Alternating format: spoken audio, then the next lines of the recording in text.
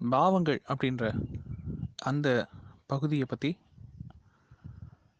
அதை பற்றிய ஒரு ஆய்வு. இந்த பாவங்களுக்குள்ள நாம் எப்படியெல்லாம் பலன் பலன் வந்து பார்க்க முடியும், என்னென்ன கோணத்திலெல்லாம் ஒரு பாவத்திற்கும் இன்னொரு பாவத்திற்குமான தொடர்பை நாம் வந்து ஆய்வு செய்ய முடியும் அப்படின்னு நம்ம வந்து பார்க்க ஆரம்பிச்சிருக்கோம். அதில் வந்து பல பரிமாணங்கள் இருக்குது. பலவிதமாக நாம் வந்து பாவத்தை அணுகவும் முடியும். அப்படி நம்ம வந்து பாவத்தை அணுகும் பொழுது, ஒரு பாவம் ஒரு குறிப்பிட்ட ராசியில், ஒரு குறிப்பிட்ட வீட்டில், ஒரு குறிப்பிட்ட பாவமாக அமையும் பொழுது, அல்லது அந்த குறிப்பிட்ட வீட்டில், மேஷம்லேருந்து மீனம் வரைக்கும் அது எந்த வீடாக வேணாலும் இருக்கட்டும், அந்த குறிப்பிட்ட வீட்டில் மற்ற கிரகங்கள் சென்று அமரும் பொழுது, அந்த கிரகத்தின் மூலியமாக அந்த வீடு பெற்றுக்கொள்ளும் தன்மைகள் என்னென்ன, அந்த வீட்டின் மூலியமாக அந்த கிரகங்கள் பெற்றுக்கொள்ளும் தன்மைகள் என்னென்ன அப்படிங்கிறத பற்றி நம்ம வந்து ஒரு ஒரு பாகமாக பார்த்து கொண்டிருக்கின்றோம். அந்த வகையில் நாம் வந்து போன கிளாஸில் வந்து எது பார்த்தோம்னா, சிம்மம் மற்றும் கன்னி அப்படின்ற அந்த வீடை வந்து பார்த்தோம். மீன லக்னத்தை மையமாக வைத்து. ஏன்னா மீன லக்னத்துக்கு சிம்மம் 6ஆம் பாவமாகவும் கன்னி 7ஆம் பாவமாகவும் வந்து விடுகின்றது. இப்போ இதில் என்ன நேற்று பார்த்ததில் என்ன ஒரு கான்செப்ட்னு பார்த்தீங்கன்னா, கன்னி அப்படின்ற அந்த பாவம் சனியுடைய கர்ம பதிவை கொண்டது. ஸோ அதில் அமர்கின்ற கிரகம் அந்த கர்ம பதிவை பெறுகின்றது அப்படின்றதையும், அந்த கிரகம் கன்னி என்கின்ற அந்த வீட்டில் அமர்கின்ற அந்த கிரகத்தின் மூலியமாக அந்த கிரகம் தான் பெற்ற கர்ம பதிவை கன்னி வீட்டிற்கு பரப்புகின்றது அப்படின்றதையும் நம்ம பார்த்தோம். இது 2 விதமான பெர்செப்ஷன். இது 2 விதமான பரிமாணம். என்னன்னா, ஒரு கிரகத்திடமிருந்து ஒரு குறிப்பிட்ட பாவம் அல்லது குறிப்பிட்ட ராசி பெற்றுக்கொள்ளும் கர்மப்பதிவு என்ன, அந்த குறிப்பிட்ட வீட்டிடமிருந்து அந்த கிரகத்திற்கு கிடைக்கக்கூடிய விஷயங்கள் என்னென்ன அப்படின்றதை பற்றின பதிவு, அப்படின்றத பற்றின பரிமாணம். ஓகே, இந்த 2 பரிமாணங்களை நம்ம பார்த்தோம். இதில் வந்து இந்த கன்னியினுடைய தன்மை தன்மை பற்றி நம்ம என்ன சொன்னோம்? கன்னின்றது காலபுருஷனுக்கு 6ஆம் பாவம்.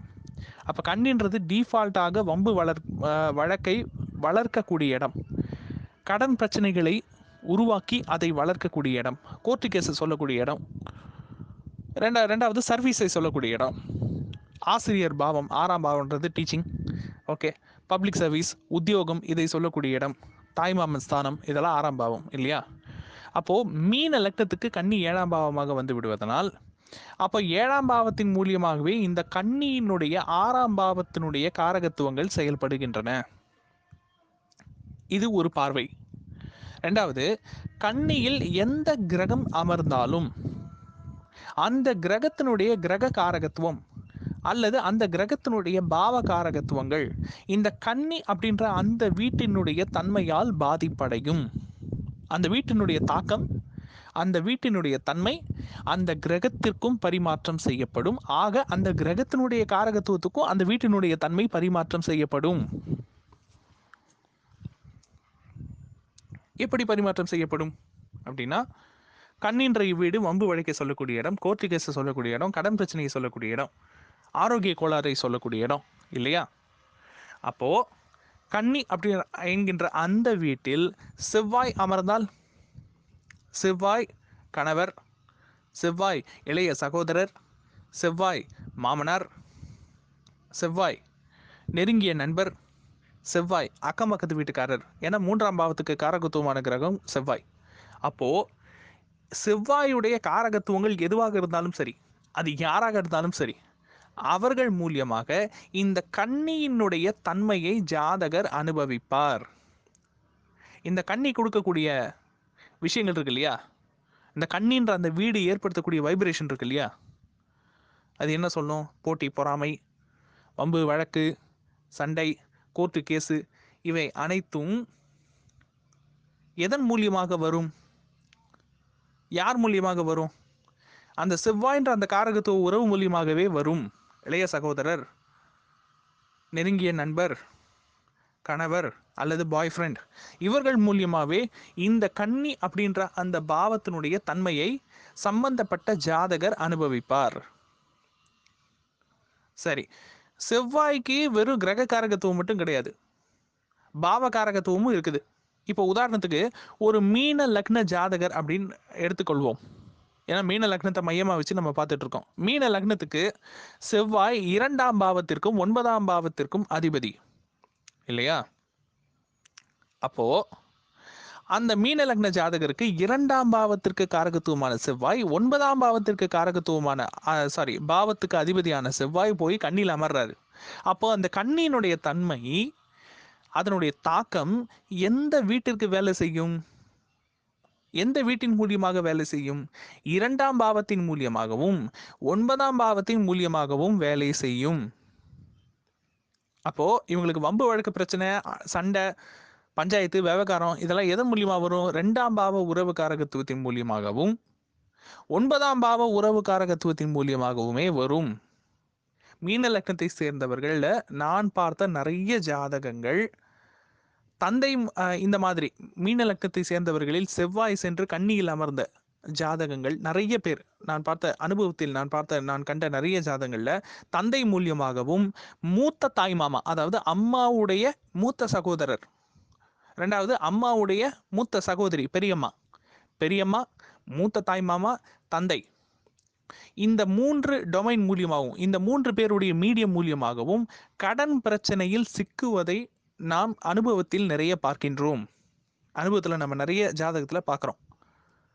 இந்த 3 உறவு காரகத்துவத்தின் மூலியமாக 2ஆம் பாவ 9ஆம் பாவ உறவு காரகத்துவத்தின் மூலியமாகவே வம்பு வழக்கு, கோர்ட்டு கேஸு இது போன்ற பிரச்சனையிலும் சிக்குகின்றனர். யார் சிக்கிறாங்க? மீன லக்னத்தை சேர்ந்தவர்கள் சிக்குகின்றார்கள். சரி, 9ஆம் பாவம்ன்றது வெறும் தந்தை மட்டும்தானா? அது 7ஆம் பாவத்தோட இளைய சகோதரர், அப்போ மைத்துனர், மச்சான்னு வச்சுக்கலாம், அல்லது கொழுந்தன்னு வச்சுக்கலாம், அல்லது கொழுந்தியாள்னு வச்சுக்கலாம், இளைய சகோதரர் அல்லது இளைய சகோதரி. அப்போ அவர்கள் மூலியமாகவும் கடன் பிரச்சனை, வம்பு வழக்கு இது சார்ந்த பிரச்சனைகளில் வந்து சிக்குவோம் இல்லையா? ஒரு வீட்டில் ஒரு கிரகம் சென்று அமருது அப்படின்னா அந்த கிரகத்தினுடைய கர்ம பதிவு அந்த வீட்டுக்கும், அந்த வீட்டினுடைய கர்ம பதிவு அந்த கிரகத்துக்கும் பகிர்ந்தளிக்கப்படுகின்றது. இது நம்ம பார்த்த ரூல், அடிப்படையான ரூல். இப்போ நம்ம எதை வச்சு பார்த்துட்டு இருக்கோம்? கன்னி வீட்டினுடைய அந்த தன்மை இருக்கு இல்லையா, அந்த தன்மை எப்படி வந்து செவ்வாய்க்கு பரவுகின்றது, அந்த தன்மை செவ்வாயை வந்து என்னவாக மாற்றுகின்றது அப்படின்றத நம்ம இப்போ பார்த்துட்டு இருக்கோம். அப்போ ஏன் நம்ம வந்து அப்பாவையும் மைத்துனரையும் நெருங்கிய நண்பரையும் பெரிய மூத்த தாய்மாவையும் பெரியம்மாவையும் நம்ம ஏன் அந்த உறவு காரகத்துவத்தை வச்சு ஏன் பேசிட்டு இருக்கோம்? ஏனென்றால் மீன லக்னத்தை சேர்ந்தவர்களுக்கு 2ஆம் பாவத்துக்கும் 9ஆம் பாவத்துக்கும் அதிபதி செவ்வாய். அப்ப செவ்வாயுடைய கிரக காரகத்துவ உறவை மட்டும் நம்ம எடுத்துக்கல, செவ்வாயுடைய பாவ காரகத்துவ உறவையும் நம்ம வந்து எடுத்துக்கொள்கின்றோம் இல்லைங்களா? சரி, இதே ஒரு ரிஷப லக்னத்துக்கு செவ்வாய் கன்னியில் இருக்காருன்னு வச்சுப்போம். அப்போ அந்த கன்னி என்கின்ற அந்த வீட்டினுடைய தன்மை செவ்வாயை பாதிக்குமா? சரி, செவ்வாயை பாதிக்குது. அப்போ அந்த செவ்வாயின் மூலியமாக ரிஷப லக்னத்திற்கு இந்த மாதிரி கடன் பிரச்சனையோ வம்பு வழக்கு பிரச்சனையோ வருதுப்பா. இப்போ ரிஷப லக்னத்திற்கு அது எப்படி வேலை செய்யும்? ஏன்னா ரிஷப லக்னத்துக்கு 7ஆம் அதிபதியும் 12ஆம் அதிபதியும் செவ்வாய் ஆவார். ஏன்னா விருச்சிகமும் மேஷமும் 7ஆம் வீடு 12ஆம் வீடா வந்துடுது இல்லையா? அப்போ 7ஆம் பாவம்ன்றது என்னது? கணவர். 7ஆம் பாவம்ன்றது பிஸ்னஸ் பார்ட்னர். ஓகே, 7ஆம் பாவம்ன்றது அம்மாவுடைய அம்மா, தாயுடைய தாய். 12ஆம் பாவம்ன்றது அம்மாவுடைய அப்பா. 12ஆம் பாவம்ன்றது அப்பாவுடைய அம்மா. 12ஆம் பாவம் அப்படின்றது மாமியாருடைய இளைய சகோதரர் அல்லது இளைய சகோதரி, சின்ன மாமியார் அல்லது மாமியாருடைய இளைய சகோதரர். அப்ப இந்த காரகத்துவ உறவுகள் மூலியமாக கன்னி அப்படின்ற அந்த பாவத்தினுடைய தன்மையை, அந்த பாவத்தினுடைய தாக்கத்தை ரிஷப லக்னத்தை சேர்ந்தவர் அனுபவிப்பார். இப்படி இது லக்னத்துக்கு லக்னம் மாறுபடும். ஒரு கிரகம் போய் ஒரு வீட்டில் அமருதுன்னா வெறும் அந்த கிரக காரகத்துவ உறவை மட்டும் மொட்டையாக எடுத்துக்கொள்ளாமல் நம் லக்னத்திலிருந்து அந்த கிரகம் எந்த வீட்டிற்கு அதிபதின்னு பாருங்க. அப்போ அந்த வீட்டு பாவ காரகத்துவம் இருக்கு இல்லையா, அதையும் அந்த கன்னி வீட்டையும் ஒப்பிட்டு பாருங்க. அந்த கிரகம் போய் எந்த வீட்டில் அமருதோ அந்த வீட்டினுடைய தாக்கத்தை ஒப்பிட்டு பாருங்க. உங்களுக்கு நிறைய விஷயங்கள் புரிய வரும். தயவு செஞ்சு இந்த பாவங்கள் கிளாஸை கொஞ்சம் நுட்பமாக கவனிங்க. ஏன்னா இது வரைக்கும் நீங்கள் பார்த்த கிளாஸ் மாதிரி இது கிடையாது. இதில் நிறைய குழப்பங்கள் எழும். இன்னும் சொல்லப்போனால் இது நிறைய நுட்பமாக நம்ம பார்க்க வேண்டிய விஷயம், நிறைய பொறுமையாக நம்ம பார்க்க வேண்டிய விஷயம். அதனால தான் நான் பொறுமையாக ஒரு கான்செப்டாக எடுத்துகிட்டு போகிறேன். இதே கிளாஸை வெறும் 4 நாளில் நம்மளால் முடிச்சுட்டு போயிட முடியும்.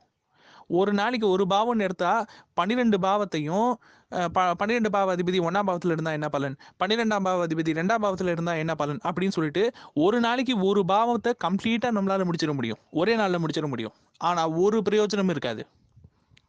என்ன, அதிகபட்சம் நம்ம சொன்ன விஷயத்த பலனா நோட்ஸில் எழுதி வைப்பீங்க.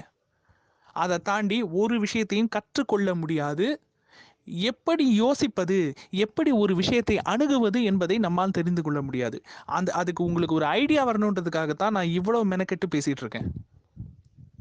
ஏன்னா அதனால தயவு செஞ்சு நேரம் ரொம்ப லேட் ஆகுது அப்படின்னு தாமதமாக நினைக்க வேண்டாம், கிளாஸ் லேட்டாக போகுதுன்னு நினைக்க வேண்டாம். நம்ம லேட்டாக போகிறது முக்கியம் கிடையாது. தெளிவாக ஒரு விஷயத்தை நாம் புரிந்து கொள்கின்றோமா, ஒரு விஷயத்தில் நாம் எவ்வளவு தெளிவாக இருக்கின்றோம் என்பது ரொம்ப ரொம்ப முக்கியம் இல்லைங்களா? அந்த தெளிவு நமக்கு கிடைக்கணும் அப்படின்றதுக்காக கொஞ்சம் பொறுமையாக போனால் தப்பு கிடையாது. இப்போது இந்த கன்னி வீட்டில் செவ்வாய் இருந்ததை பற்றி பேசணுமா? சரி, ஓகே. இதே இந்த கன்னி வீட்டில் சனி இருந்துச்சுன்னா, அப்போ அந்த கன்னி வீட்டினுடைய தன்மை யாரை பாதிக்கும்? சனியிடம் தாக்கத்தை ஏற்படுத்தும். அப்போது மீன லக்னத்துக்கு சனி எந்தெந்த வீட்டுக்கு ஓனர்? 11ஆம் பாவத்துக்கும் 12ஆம் பாவத்துக்கும் ஓனர். அப்போ 11ஆம் பாவத்துக்கும் 12ஆம் பாவத்துக்கும் அந்த உறவு காரகத்துவங்கள் இந்த கன்னியினுடைய தன்மையால் பாதிப்படைவார்கள். அப்போ ஜாதகருக்கு வம்பு வழக்கு யார் மூலியமாக வரும்? 11ஆம் பாவ உறவு காரகத்துவம். மீன லக்ன ஜாதகருக்கு 11ஆம் பாவ உறவு காரகத்துவங்கள் மூலியமாகவும் 12ஆம் பாவ உறவு காரகத்துவங்கள் மூலியமாகவும் வம்பு வழக்கு ஏற்படும். சொல்றது புரியும்னு நினைக்கிறேன் இல்லையா? கன்னி அப்படின்ற அந்த வீடு 2 விஷயத்தை நமக்கு தரும். என்ன தரும்? சனியுடைய கர்ம பதிவை கொடுக்கும், 1. 2வது, அந்த வீட்டினுடைய காலபுருஷ தத்துவம் இருக்கு இல்லையா, டிஃபால்ட்டான தன்மை, அந்த தன்மையை கொடுக்கும். ஸோ கன்னின்ற வீடு நம்ம லக்னத்திலேருந்து எந்த பாவமாக வந்தாலும் அது தன்னுடைய இயல்பை தரவே செய்யும். அந்த இயல்பு மாறவே மாறாது. ஏன்னா ராசிக்கு மூமெண்ட்டே கிடையாது இல்லையா? அப்போ அந்த வீட்டில் எந்த கிரகம் அமர்ந்தாலும் அந்த கிரக காரகத்துவத்துக்கும் அந்த பாவ காரகத்துவத்திற்கும் அந்த கிரகம் நம்மளுடைய லக்னத்திலிருந்து எந்த பாவத்துக்கு அதிபதியா வர்றாங்களோ அந்த பாவ காரகத்துவத்துக்கும் தன்னுடைய தன்மையை பரிமாறிக்கொண்டே இருக்கும், தன்னுடைய கதிர்வீச்சை பரப்பிக்கொண்டே இருக்கும். அப்ப கன்னி வீட்டுல குரு அமர்தா, கன்னி வீட்டுல சுக்கிரன் அமர்தா, கன்னி வீட்டுல சந்திரன் அமர்தா, அப்போ அந்த கிரகத்தினுடைய காரகத்துவத்தை எடுத்துக்கோங்க. நம் லக்னத்திலிருந்து அந்த குறிப்பிட்ட கிரகம் எந்த பாவத்திற்கு அதிபதியாக வராங்க, எந்த வீட்டுக்கு ஓனரா வராங்கன்னு பாருங்க. அந்த வீட்டையும் எடுத்துக்கொள்ளுங்கள். அப்ப இதை கன்னியோட சேர்த்து வச்சு ரிலேட் பண்ணி பாருங்க, எல்லா உண்மையும் உங்களுக்கு புரிய வரும். இப்படி ரிலேட் பண்ணி பார்த்தீங்கன்னா தான் நிறைய விஷயத்தை நம்மால் புரிந்து கொள்ள முடியும். கன்னியில் எந்த கிரகம் அமர்கின்றது அப்படின்னு பாருங்க. அப்போ அந்த கிரகத்தினுடைய காரகத்துவத்தை எடுத்துக்கோங்க, நம்பர் 1. நம்பர் 2, அந்த கிரகம் உங்க லக்னத்திலிருந்து எந்த பாவ அதிபதியாக வருகின்றது. அப்ப அந்த பாவ காரகத்துவ உறவு என்ன, அதையும் பார்த்துக்கோங்க. 2ஐயும் இணைத்து ஒரே கோட்டில் இணைத்து பாருங்க. இணைத்து பார்க்கும் பொழுது பல விஷயங்கள் உங்களுக்கு புரிய வரும். கிளாஸ் இதோட நிற்க போகிறது கிடையாது. நம்ம இன்னும் நிறைய கான்செப்ட் பார்ப்போம். ஆனால் ஒரு ஹோம்ஒர்க்காகவும் அது இருக்கட்டும், உங்களுக்கும் ஒரு அனலைஸ் பண்ணுறதுக்கு ஒரு வாய்ப்பு கிடைக்கட்டும் அப்படின்றதுக்காகத்தான் ஒரு வீட்டில் நான் எல்லா கிரகத்தை பற்றியும் பேசாமல் ஒரு சில குறிப்பிட்ட கிரகத்தை பற்றி பேசிட்டு அதோட நான் நெக்ஸ்ட் டாபிக் மூவ் பண்ணுறேன். ஏன்னா எல்லாத்தையும் என்னாலேயே பேசிடவும் முடியும். இன்னும் ஒரு 10 கிளாஸ் போயிட்டு என்னால் பேசவும் முடியும். ஆனால் என்னுடைய மதிநுட்பம் தான் வேலை செஞ்சுட்டு இருக்குமே ஒழிய மாணவர்களுடைய மதிநுட்பம் அங்கே வேலை செய்யாது. மாணவர்களுக்கு யோசிப்பதற்கு வாய்ப்பு கிடைக்காமல் போயிடும். நீங்களும் அனலைஸ் பண்ணணும். நீங்களும் பல கோணங்கள்லேருந்து ஜாதகத்தை ஆராய வேண்டும். அதற்காகத்தான் நான் கான்செப்டை அழுத்தமாக பதிச்சுக்கிட்டு இருக்கேன். தயவு செஞ்சு கான்செப்டை ஃபாலோ பண்ணுங்கள். இன்றைக்கி நம்ம டிஸ்கஸ் பண்ண இந்த விஷயத்தை ஜாதகத்தில் அப்ளை பண்ணுங்கள். கிடைக்கக்கூடிய தரவுகளையும் சந்தேகங்களையும் தவறாமல் குழுவில் பதிவிடுங்கள். நன்றி.